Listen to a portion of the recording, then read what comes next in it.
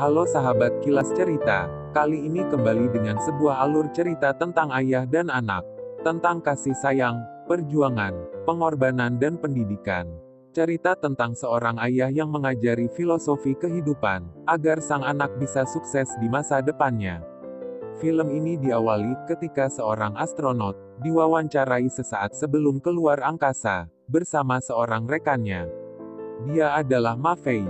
Saat kamera dan pertanyaan tertuju padanya, ia pun tersenyum sambil mengenang orang yang sangat dicintainya, yaitu ayahnya Ma Haowen. Tanggal 9 September tahun 1990.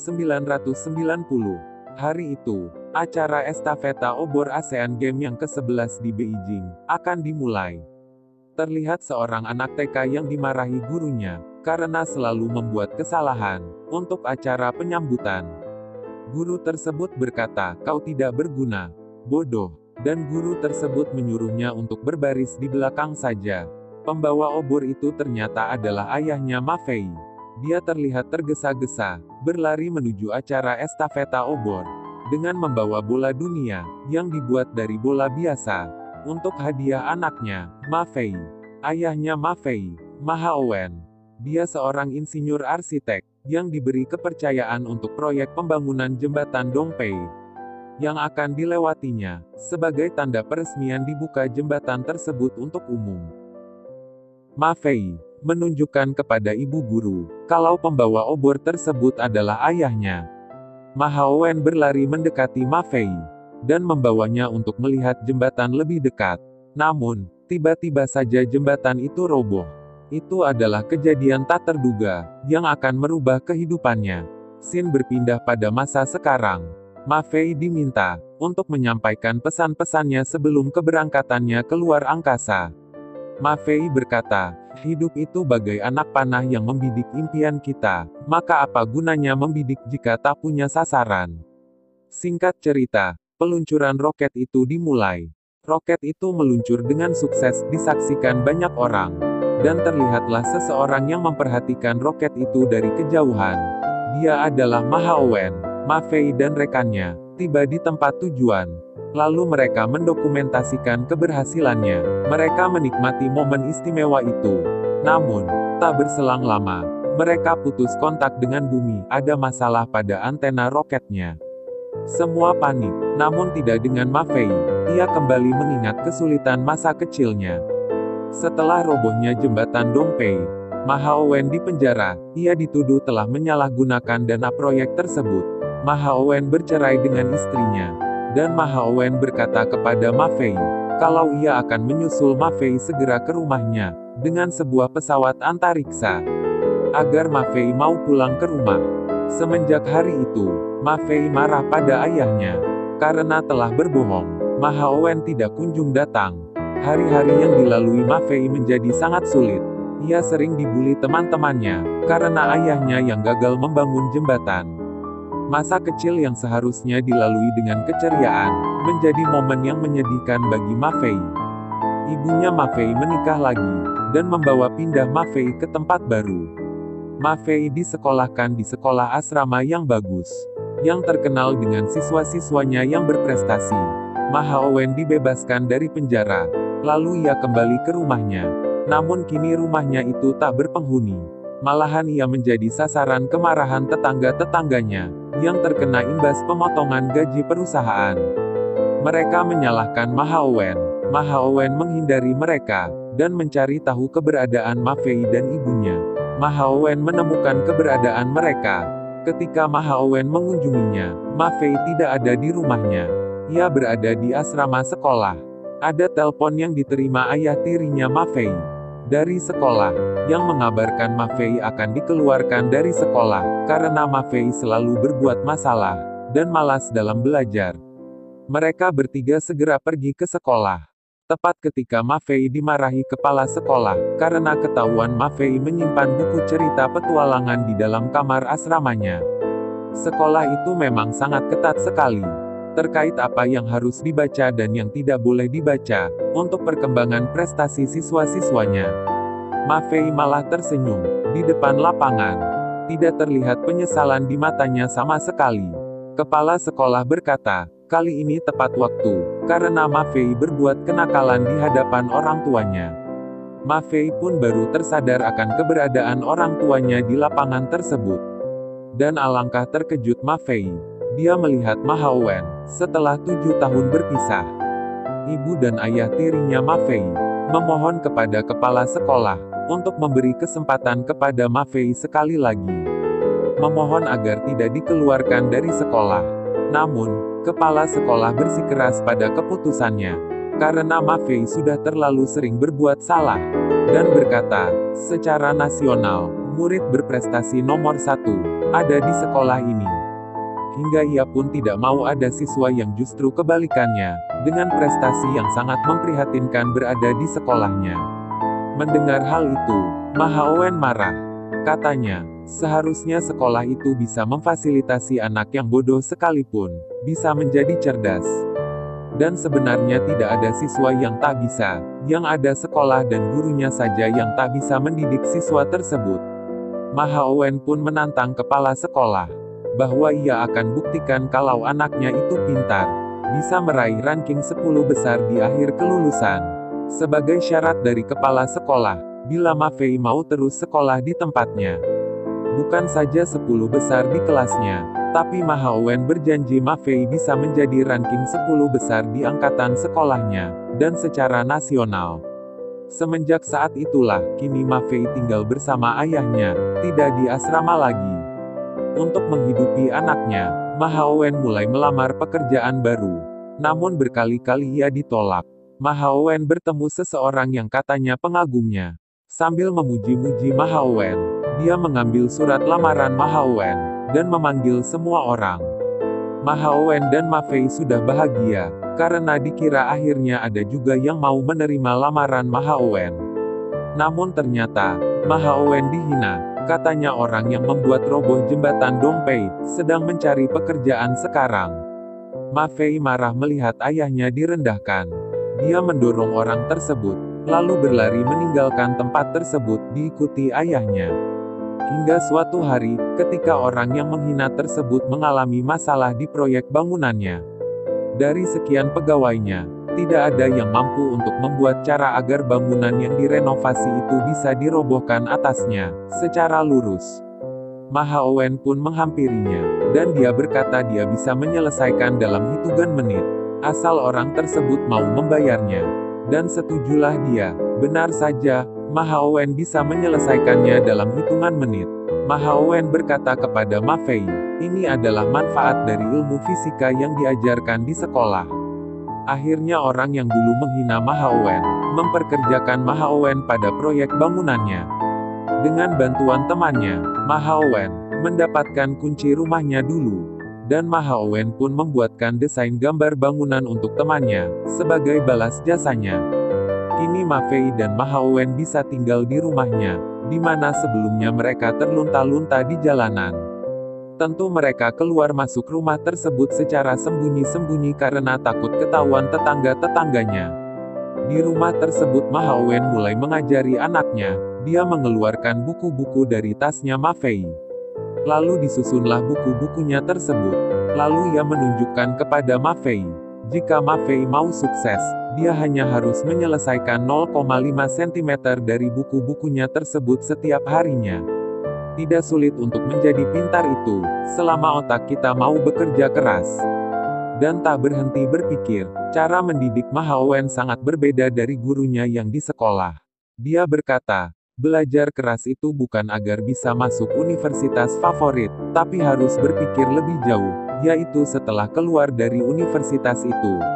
Ma Haowen berkata terkait cita-cita, ada begitu banyak pekerjaan di dunia ini. Jadi Ma Fei bisa memilih pekerjaan yang dia sukai sebagai cita-citanya. Ma Haowen tidak mengajarkan pelajaran sekolah, tapi ia mengajarkan tentang kehidupan itu sendiri.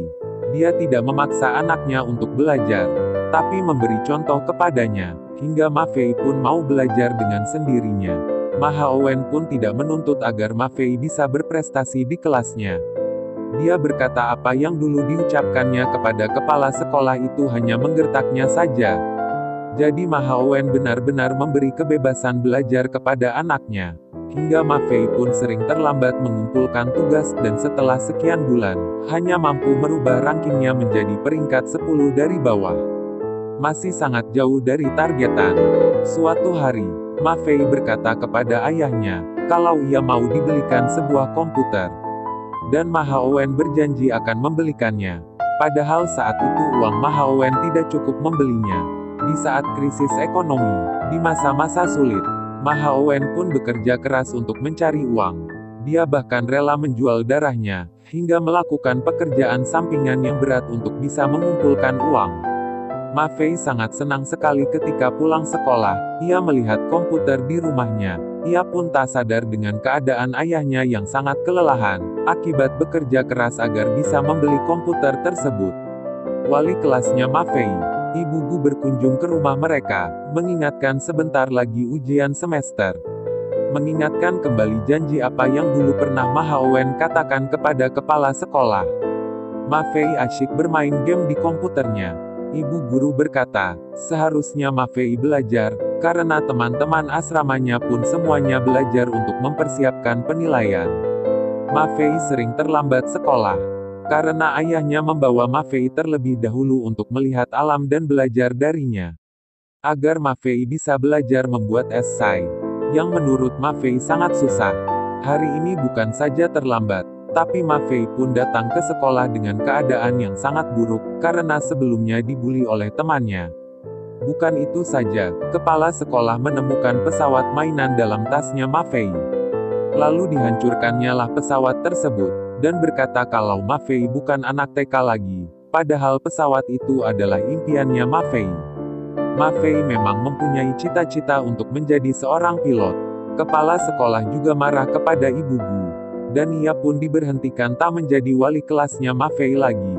Kepala sekolah kini memaksa Ma Fei agar masuk kembali ke asrama, biar bisa belajar lebih disiplin lagi. Padahal sebelumnya Ma Haowen sudah berjanji akan mengajak Ma Fei ke pameran dirgantara. Dini hari, Ma Fei kabur dari asrama. Ia pun pergi untuk mengunjungi pameran dirgantara, yang lumayan jauh tempatnya. Sebelum ke tempat pameran, Ma Fei melewati dulu tempat-tempat penting yang tidak dia temukan dalam buku pelajaran. Siang mereka berjalan-jalan, dan malam harinya belajar. Ini adalah momen yang sangat indah bagi Ma Fei. Tiba di tempat pameran, tiketnya habis. Tapi Ma Haowen bisa menemukan tempat untuk melihat pameran dirgantara itu. Pulangnya dalam bis, Ma Haowen kelelahan, ia pun tertidur. Dan Ma Fei berinisiatif turun dari bis untuk membeli makanan untuk Ma Haowen. Ketika kembali, Ma Fei salah naik bis. Hingga ia pun terpisah dari ayahnya. Cuaca malam itu terlihat buruk. Hujan badai yang semakin deras. Ma Fei pun kehujanan ketika ia turun untuk mencari ayahnya. Begitupun dengan Ma Haowen.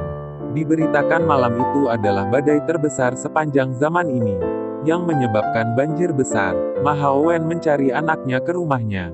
Karena berpikir Ma Fei kembali pulang ke rumah, Ma Haowen dihalangi petugas penyelamat, karena daerah tempat rumahnya banjir besar, dan sebentar lagi arus banjir akan bertambah besar.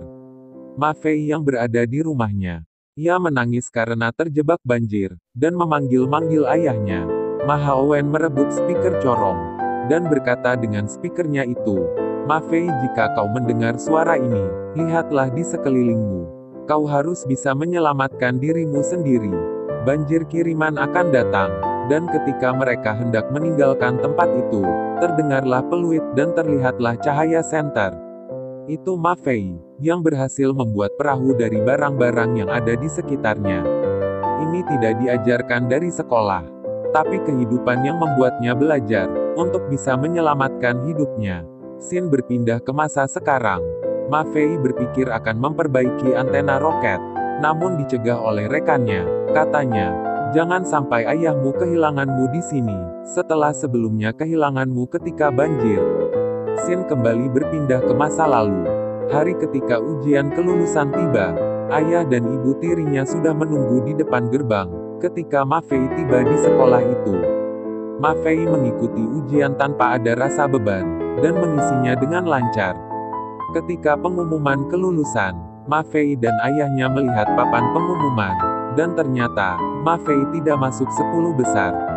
Ma Fei bersedih, karena itu berarti ia tidak bisa membantu ayahnya untuk membuktikan bahwa janji ayahnya bisa dipenuhi. Ayah tirinya marah. Dia berkata, kalau sekolah yang bagus itu bukan hanya sekolah ini saja. Dan menyemangati Ma Fei untuk tidak khawatir, karena ia punya 2 orang ayah. Ketika hendak pergi meninggalkan sekolah, ibu Bu mencegat mereka, dan memberitahu kalau ada yang salah dalam hasil tes Ma Fei. Mereka pun kembali, untuk meminta penilaian ulang terhadap jawaban esai Ma Fei yang dinilai 0 oleh kepala sekolah. Kepala sekolah beralasan, karena esainya tidak sesuai tema, Ma Fei memang menulisnya dengan tambahan imajinasinya, sehingga seolah-olah cerita yang tak masuk akal. Namun kata Ma Haowen, esainya sangat indah. Akhirnya mereka setuju esai Ma Fei diberi penilaian ulang. Mereka sepakat menilai esai secara bersama-sama, di mana hasilnya 3 orang guru memberi nilai 0, tapi 3 orang lagi memberi penilaian yang cukup. Hingga esai Ma Fei pun tidak bernilai 0 lagi. Akhirnya Ma Fei tidak jadi pindah sekolah, dan dia menjadi siswa yang berprestasi di sekolah itu di tahun-tahun berikutnya. Hingga kepala sekolah pun telah menyatakan kalah dari ayahnya Ma Haowen. Kepala sekolah berharap Ma Fei bisa terus sekolah di sana. Tapi Ma Fei memilih keluar dan masuk akademi penerbangan. Lalu ia pun bergabung dan mendaftar menjadi astronot, hingga ia terpilih untuk menjalankan misi luar angkasa. Ketika Ma Fei berjuang mewujudkan cita-citanya, ayah Ma Fei berjuang mendapatkan keadilan dari kasus robohnya jembatan Dongpei, hingga ia sering masuk berita koran. Di mana ternyata di balik tragedi itu ada pengkhianatan yang dilakukan oleh teman terdekatnya. Atas saran dari pimpinannya, Ma Fei pun berkata kepada ayahnya untuk melupakan keinginan membersihkan nama baiknya tersebut, karena hal ini hanya akan merugikan ayahnya saja. Ketika ayahnya tidak kunjung berhasil, bukankah hanya akan membuat berita ayahnya sebagai tokoh di balik robohnya jembatan Dongpei itu harus tercemar lagi? Ma Fei pun berkata bukankah ayahnya seharusnya sekarang bisa menikmati kebanggaan karena anaknya yang sudah berhasil? Namun, Ma Haowen berkata, semua orang punya jembatan kehidupannya masing-masing. Dan Ma Haowen ingin membangun kembali jembatan kehidupannya, yang dulu roboh. Ma Haowen pun pergi meninggalkan Ma Fei untuk kebaikan Ma Fei. Scene berpindah ke masa sekarang. Ketika rekannya tertidur, Ma Fei pergi keluar roket untuk mencoba memperbaiki antena roket, agar bisa kembali terhubung ke bumi, dan mereka bisa kembali pulang ke bumi dengan selamat. Ma Fei bertindak seperti itu, setelah sebelumnya melihat kembali catatan yang dibuatnya dulu. Untuk tidak menyerah seperti ayahnya yang tidak menyerah. Dengan keberanian, perjuangan, semangat pantang menyerah, dibantu instruksi dari rekannya dari dalam roket, Ma Haowen pun bisa memperbaiki antena roketnya, hingga mereka bisa kembali terhubung ke bumi. Dan mereka bisa pulang ke bumi dengan selamat, dan misi luar angkasa pun berhasil dilakukan. Ketika tiba di bumi, mereka berdua disambut banyak orang, dan kini ayahnya dan ibu Bu, yang sudah menikah dengan ayahnya, ternyata ada menyambutnya. Ayahnya berbisik, bisakah kau mengulangi sulap ini? Cerita pun berakhir, dengan menyisakan pesan yang sangat dalam, tentang impian, dan bagaimana kita mengejar impian tersebut agar bisa terwujud menjadi kenyataan. Selesai.